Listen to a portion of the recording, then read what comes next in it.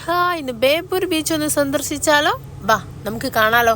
അങ്ങനെ ബേപ്പൂർ ബീച്ചിലൂടെ ഇങ്ങനെ മന്ദം മന്ദം നടന്നതാണ്. അങ്ങനെ നടന്ന് നീങ്ങുമ്പോൾ കുറേ ലൈറ്റൊക്കെ കാണുന്നുണ്ട്, അല്ല ഒരു ഗൾഫ് ടച്ച് തോന്നുന്നുണ്ട്. അപ്പോൾ ലൈറ്റൊക്കെ കണ്ടപ്പോൾ കുറച്ചൊരു പട്ടി ഷോ ഇറക്കാമെന്ന് വിചാരിച്ച് ഇങ്ങനെ നടക്കുക. ഇതാ വരുന്നൊരു ഗഡാഗഡിയും തലല്ലേ അല്ലേ, അതും നശിപ്പിച്ചു. എന്തൊരു കഥ.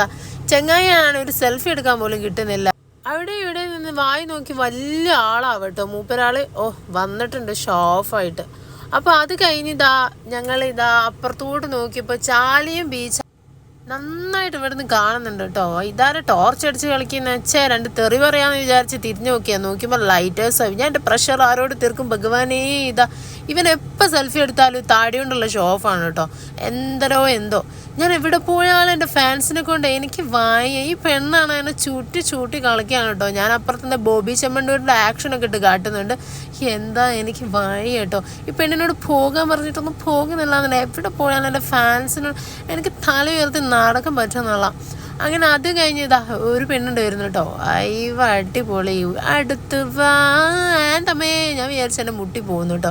ഇവനാണെങ്കിൽ മറ്റേ മുന്നത്തെ ഒരു ബംഗാളില്ലേ, കണ്ടാൽ ആറ്റിറ്റ്യൂഡ് ഇട്ട് നടക്കുന്നത്, നിങ്ങൾക്ക് അറിയാൻ അറിയില്ല, ആ ചെക്കനെ പോലെ നടക്കുന്നു.